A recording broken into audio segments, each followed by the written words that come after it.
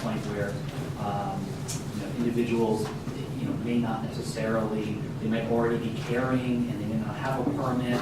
They're breaking that statute and not have a repository of being able to verify or check all of these permits. But from a police standpoint, are you seeing a benefit of the training piece that they're going through that permitting process? That is one aspect of it, correct. It's not the only aspect of it. The fact that we are learning what their history is, their behavior, mental health status, there are a number of other factors. The training, I think, cannot be overstated. Thank you. Thank you. Representative. Thank you, Madam Chair. So, what do you think is more dangerous? When you go, and if I go down to Walmart right now and I fill out a form, I can buy a gun today. Yeah, it's the process to get a permit is incredible. So, without, why would you make one process so ridiculous to own a gun, to go buy a gun? It's really easy. That actually, because it is so easy to buy a gun, is why it's so important to have this vetting if you're going to conceal it. This legislation, as I heard it, has nothing to do with gun ownership, but it has to do with the added trust that we essentially bless when a citizen in this state requests to conceal it. Any other questions? Seeing none.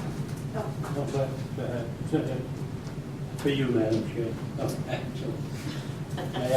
Representative LaJoy, please. Before I forget, a number of individuals have mentioned that the system is not working according to its functioning currently.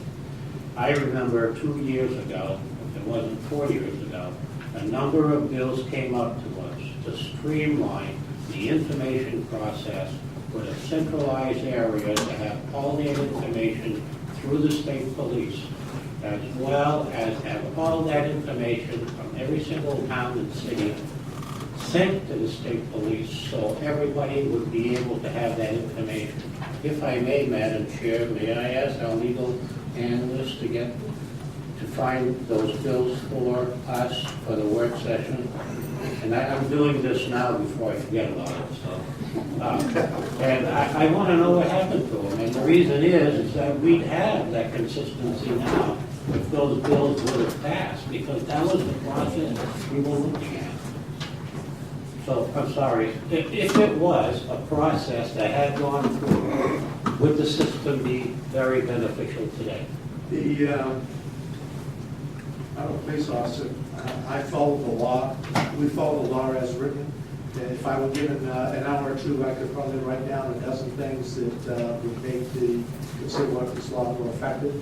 Anytime we share data, and if we share data across the state on permit holders, that would be beneficial.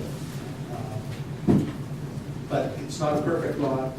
I certainly don't want to see it that way. Thank you, I appreciate it. Senator Trezos. Well, been a long day so far. Is there anything on the books right now that prohibits anybody that can legally go buy a gun and carry that gun? Open carry. Open carry? Is there anything on the books that prevents somebody that can legally go buy a gun from carrying that gun most any place in Maine? They can carry it most any place in the world. That's correct. Senator Burns. Thank you, Madam Chair. I was going to ask you the same question, Chief, but I'm going to now, that he's brought it up. Which gives you the most comfort level? If a lot more people were carrying guns legally owning them, legally carrying them under their coat or on their head, walking down your Main Street? Which one causes you any concern? Well, I'll be very honest with you, for 40-some-odd years of being a police officer, anytime a gun comes into the picture, it's concerning, because we never know the intention. Is somebody openly carrying? We've had incidents in which individuals open carry have actually tried to do that at the Maine Mall. Situations much like Chief Sasha said occurred really demonstrating, showing it right. The unfortunate thing for them is that the Maine Mall is private property, and they cannot possess guns within the mall. And that points to another issue of the fact if someone is carrying concealed in the Maine Mall and folks don't know about it, if they've gone through a vetted process, I think that enhances the safety. If we take that process away, literally anybody can legally conceal their weapon and go in the mall unless they somehow indicate that they are carrying concealed, they would continue to be with it. But the open carry aspect can always be very problematic. I understand the law and I understand the fact people can do it, but it does raise public alarm. Thank you. Thank you very much. Is there anyone else that would like to speak on LD 652?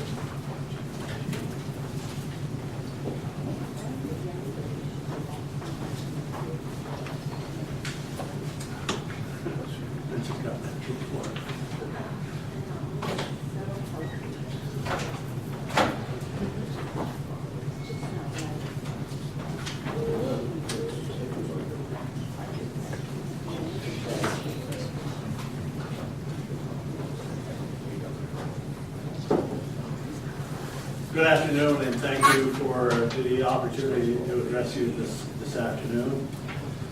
And I do so respectfully. I'm in opposition of LD 652. My career has been in law enforcement. I served 25 years on the Lewiston, Maine Police Department, rising through the ranks to chief of police, position I held for 5 years. And then subsequent to that, as the United States Marshal for the District of Maine for 8 years. Then 5 years as Associate Director of the Maine Community Policing Institute at the University of Maine, Augusta. And then 5 years as Mayor of the City of Lewiston. I know full well the results of gun violence and the need for laws that will keep people safe. LD 652 will place people at risk. There was a time in our country when people carried guns concealed and unconcealed. It was known as the Wild, Wild West. This bill will bring us back to those days. Precisely because of those times, it was felt necessary and constitutional to limit the carrying of concealed weapons without a permit. It was simply a means, and it's certainly not foolproof, to try to keep people safe.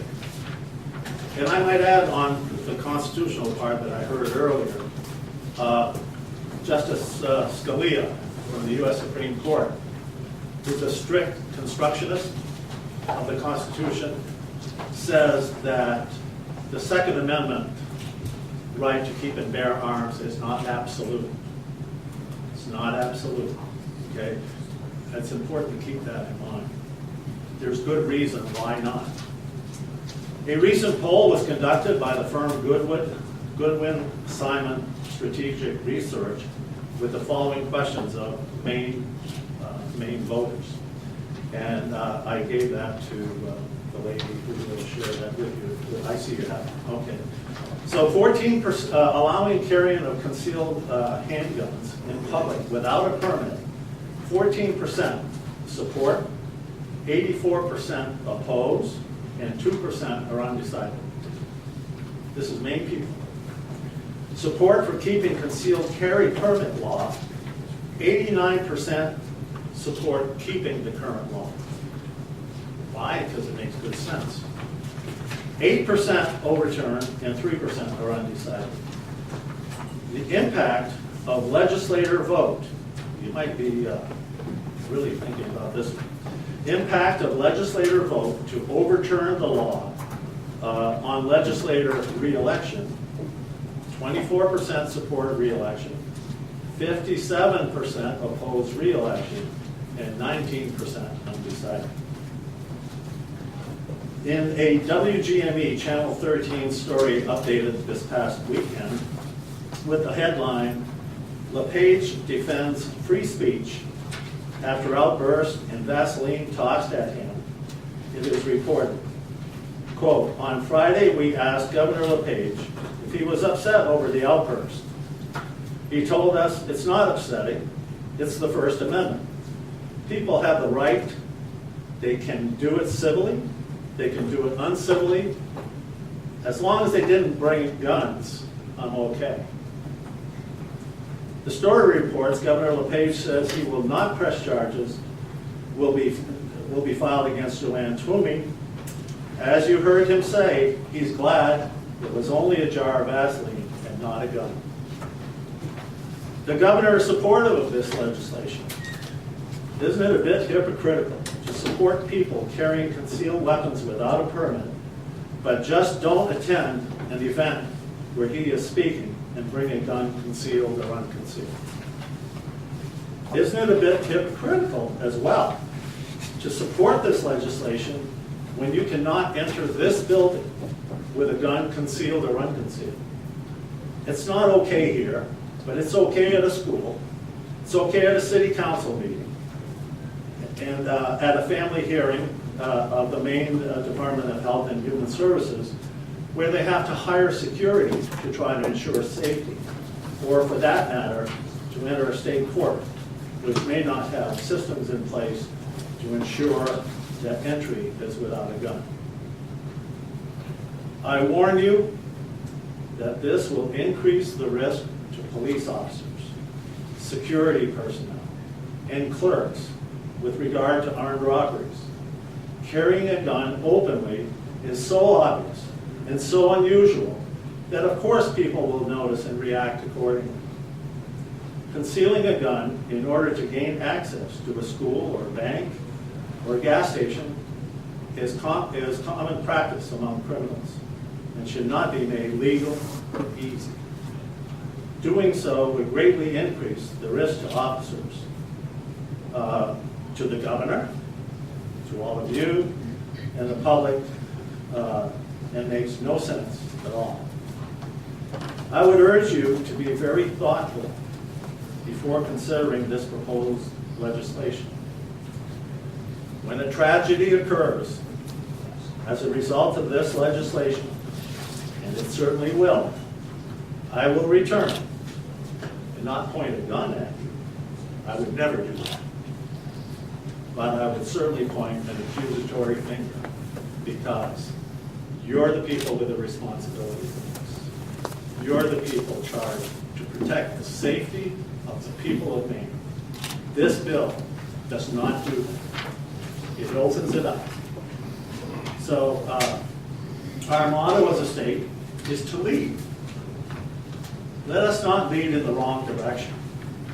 46, 45, 46 other states have our current law, and there is very good reason for it. It's the reason why we pass laws, and the reasons are still valid today. I thank you for your time, and you have the materials that I submitted. Thank you. Thank you. Oh, you have questions? Sure. Senator Burns. Thank you, Madam Chair. Thank you for your testimony. Much of it concerns me, the tenor of it concerns me. I'm going to ask you about one aspect of it. Justice Scalia, what's the total context of his statements about Second Amendment is not absolute? Do you know? No, I don't. But I know that he has said that. Was he talking about concealed carry and open carry? He was talking about the Second Amendment. He was talking about violations of law, was he not? He was talking about, well, because you can pass laws that say, you know, to control the carrying of firearms, the Second Amendment. Thank you. Senator Burns. Welcome, Mayor. Good to see you. Been a while. See you, Senator. I'm going to ask a question I've asked many people here today because they confuse the word constitutional carry. And we've got the Constitution, and this is for the Constitution. Is there any constitutional reason why I couldn't carry one of my guns? I have plenty. Down Main Street of Brunswick, if I chose to this evening. No. So constitutionally, I have the right to bear arms. You do. And I can demonstrate that by putting a gun on my shoulder or on my hip and going down the main street. You're going to alarm a great number of people. I'm going to harm a great number of people. I think I'll harm a greater number of people if I have it concealed. They don't know my intentions. At least showing you pretty much know your intentions. Or at least you see the gun. You see the gun and it scares them, okay? And they're fearful for their life when they see that. Okay, so there is no constitution prohibited that you know of right now for me to walk down the street with a gun. No, you can purchase a gun and take it home. Yeah. Sure. Representative Dad. Thank you, Madam Chair. Just a quick note, and that's just Senator Burns' comment. The case which Justice Scalia commented was Heller versus District of Columbia. And the gist of the case was a ban in the District of Columbia on the possession of any handguns. The justice ruled in the majority opinion that this was a violation of the Second Amendment because people have the right to keep a handgun in their homes for protection. But he also said, of course, that it is not an absolute right. The state may make reasonable regulations on the use and carrying of those. So the concealed weapon permit law is very much reasonable. Thank you. Thank you. Is there anyone else that would like to speak on LD 652?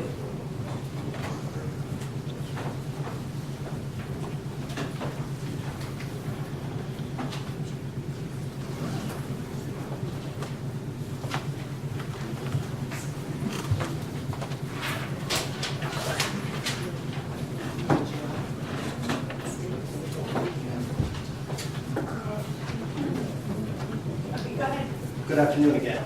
I'm going to be very brief. The Maine Sheriff's Association's position on this is that they oppose LD 652 as written. I'm not going to echo the same concerns that the Maine chiefs have. Chief Hoogens, that Chief Sostra also mentioned. Like I said, it will be defeating those same concerns that we have with the Sheriff's Association. So I'll keep it brief as I can. That's Thank it. you. Is there anyone else who would like to speak on LD 652?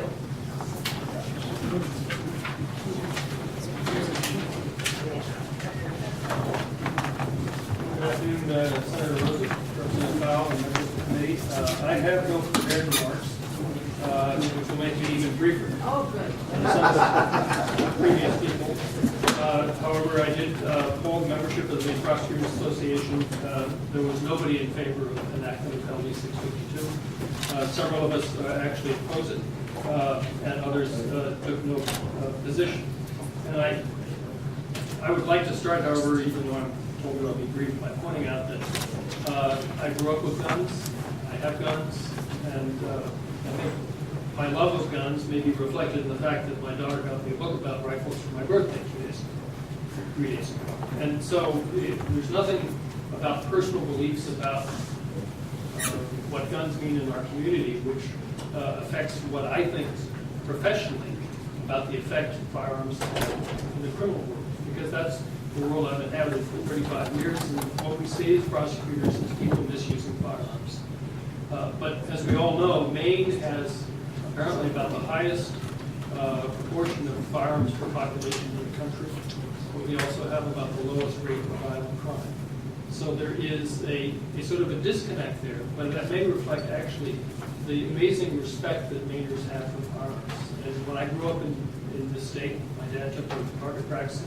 I learned how to use guns safely. And the comments from a couple of my colleagues about the concealed weapons law, what made it so valuable is that it does require training, and it requires the people to get a permit to at least get some kind of actual training in the safe use of firearms, and that seems to be a valuable part of the law. But going beyond that, of course, we don't have laws to protect us from good people who do good things. We have laws to protect us from the potential of bad events. And sometimes those bad events are by bad people, and Chief Suschek talked about that. But sometimes they're just good people making really bad choices. And what I would worry about, and I'll point out that I live in a small town, if I saw somebody walking down the street with a shotgun or a rifle in hunting season, just like Chief Suschek, I would think nothing about it. It would be perfectly ordinary and predictable. But what we have to be concerned about is that there's no concealed weapons law is a person who, for whatever reason, decides to with their pistol underneath their jacket to go downtown for a walk, maybe stop in a bar, have a couple of beers, and for whatever reason get into a dispute with somebody they meet on the sidewalk. And we don't want to make that easier. We don't want to make it more predictable that that kind of event can happen. Our laws have been around, this law has been around for a century. It was passed and it has been perpetuated for the last century for good and legitimate reasons. I would need to hear a lot more than what I've ever heard in recent years as a basis to overturn this law. And I'll just point out very quickly that my understanding of constitutional underpinning of this is exactly the same as Chief Sostuk. The village decision was about handgun possession at home. That was overturned. My memory is a year or two later, the U.S. Supreme Court allowed to stand without reviewing a lower court decision which upheld the concealed weapons law in one of the eastern seaboard states. That's not a final decision of the United States Supreme Court, but I think it's an indication that they do understand that the Second Amendment is not absolute. Reasonable restrictions on firearms ownership or use are constitutional. So I think our law is constitutional. I think it will be upheld if it's directly attacked, and therefore there's no reason on a constitutional basis to overturn it. The only reason to overturn it is if this body and the legislature as a whole decides that it's a reasonable thing to do to allow anybody to walk around with gun underneath their clothing without the necessity of having any training, without the necessity of having vetting, and without the necessity to have any sort of understanding by the rest of us that they really are safe to do that. I said I'd be brief, but I wasn't. Be happy to answer any questions. Representative Schmidt. Thank you, Madam Chair. You mentioned the benefit of the training piece of the concealed permitting process. Would you see a benefit of having a similar firearm safety or training course required at a point of sale if this was eliminated, the ability to have a training or mandated training for concealed carry? To kind of get to your point of making sure everybody has a consistent level of education and awareness of how to operate said firearm? Well, that might make sense, but it's a much, much larger question and a much larger issue. I'm going to answer it in kind of a weird, backwards way. I have a relative who has a semi-automatic pistol, and I've used it in the past. It's a particular model which I think when it was first introduced was adopted by the Connecticut State Police, and there were a lot of accidental injuries to the officers because the cocking lever is incorrect, and they pull it out of their holster in a crisis situation and they discharge because they were cocking it at the same time as they were pulling it out. Semi-automatic handguns, I think, have some significantly greater safety issues than would a single-shot shotgun, or even a pump shotgun, or even a semi-automatic shotgun. So the reason to have specialized training for concealment weapons, I think, is much more justified. Thank you. Any other questions? Seeing none, thank you very much. Thank you. Is there anyone else that would like to speak on LD 652? Seeing none, thank you very much. We're going to move on to the sponsor of 823.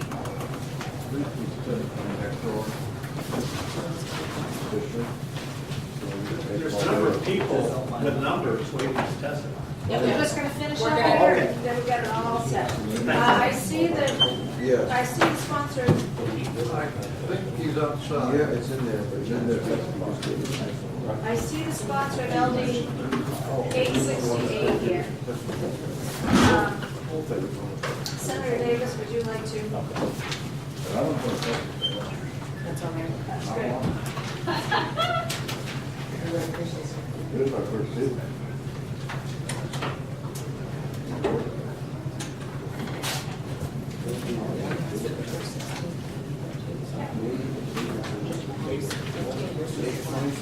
Good afternoon, Senator Rosa again, Representative Powell. I have some testimony. Back, yes. Curtis. You're very able analyst, Curtis. Anyway, I have testimony of my own. I also brought with me today testimony of a very fine man, a disabled American veteran, Neil Williams of Shirley, who was unable to be here due to sickness. Strong support of the bill. Hopefully we'll get that all out. Senator Rosen, Representative File, distinguished members of the Joint Standing Committee on Criminal Justice and Public Safety. My name is Paul Davis, and I represent Senate District 4, which includes Donovan, Scapus, and parts of Penobscot and Somerset counties. I'm here today to present LD652, an act of removal limitations on reciprocity for handguns, concealed handguns permits. You've heard an awful lot about what I feel is a fallacy in the current permits that we have now. I've heard an awful lot today. And while I made a bunch of notes, and I wrote one down here on my testimony that I wanted to point out, I'm not going to go into a lot of them. I'm just going to talk about just one thing. If people feel a sense of security because we have a permit system, they are chasing an absurd dream. But if they should not feel that they are not secure because your neighbor, who has a lot of problems, can't get a concealed weapon. It's a very tall sense of security. That is the only thing I'm going to say about that. Currently, as you know, and as has been stated, there are 5 states that do not require concealed weapon permits. We have agreements with 8 states, and we have 24 states that accept Maine permits. I talked with the gentleman behind me, the state police officers who have known for a long time, and it seems that the reason why we don't have agreements is small differences. In perhaps 1 or 2 cases, large differences between the two, where they can't come to an agreement. We don't require a photo, for example. Other states require a photo. We don't have a standard size card. Other states do have a standard size card. And things like that. We don't have a depository. Apparently other states do have a depository. Our age requirements are different than other states. I believe Lieutenant Ireland said that Maine's 18 and other states is 21. Those types of things are different. To get right to this and to be brief, I know you've had an awful long afternoon, and by the looks of everything, you're going to have a nice long evening too. LD868 changes the law in 2 ways. First, it takes the authority of the state police from the state police when in reciprocity agreements. The state police would no longer be the entity that decides which states must be recognized and which states won't be, if a state recognizes Maine permit system. The second change to the law is that a person's state of residence honors a permit to carry a concealed handgun issued under Maine law, then Maine will recognize a concealed handgun permit issued for that person's state of residence. It's pretty simple. If you travel a lot, as was said before, currently the 5 states that have no permit system. So if you went to Vermont, you wouldn't need a permit. If you go through New Hampshire, you're going to need a permit. So somehow they got to work out an agreement. I don't know if New Hampshire has an agreement with us or not. I'm just using that as a hypothetical situation. So basically, Madam Chair, again, you have my sympathies. Twofold. One has to do with Senator Androscoggin, and another has to do with a long afternoon with that. I know you say He and that I go back to 1999 when we served on the committee together. And Senator, I wish I'd thought of it and looked it up, because I think we worked on reciprocity then. I think you and I both voted for it. We did. Yes. I believe it. Are there any questions for Senator Davis? Senator Androscoggin. I wasn't going to, but I'm just forced to. Senator, do you believe in the old tradition here in the State House of tribute? Yes, and I've made many tributes to this committee because of being a former member. In fact, I think the last time I was concerned about your health when I brought you bananas. Any other questions for Senator Davis? Thank you very much, Madam Chair, and I wish you well this afternoon. Thank you very much. We needed that. Are there any other co-sponsors for LD 823? Seeing none. Page 68, I'm sorry. Yeah, we still don't have the sponsors, so. Take testimony on that. There isn't anyone.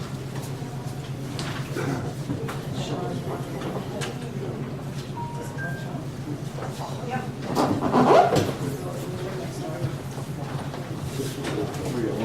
Just one more, then we can start taking.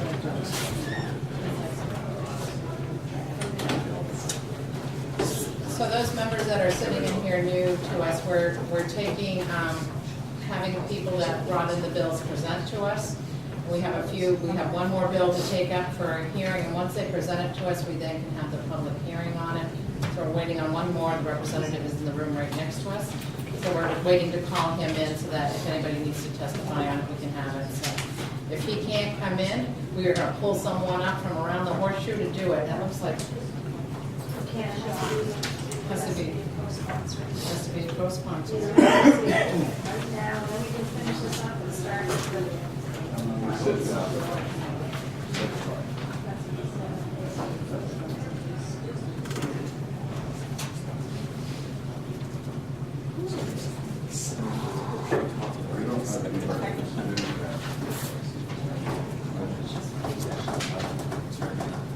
So he, as it happens often in committees, we have him testifying on a bill right next to us, so he'll be right in, so that's part of the holdup. If people think it isn't moving quickly, well, we can start, if you want to, you can. and then we'll just interrupt, because it's only, Yeah, let's go ahead. Yeah. okay. You wanna start?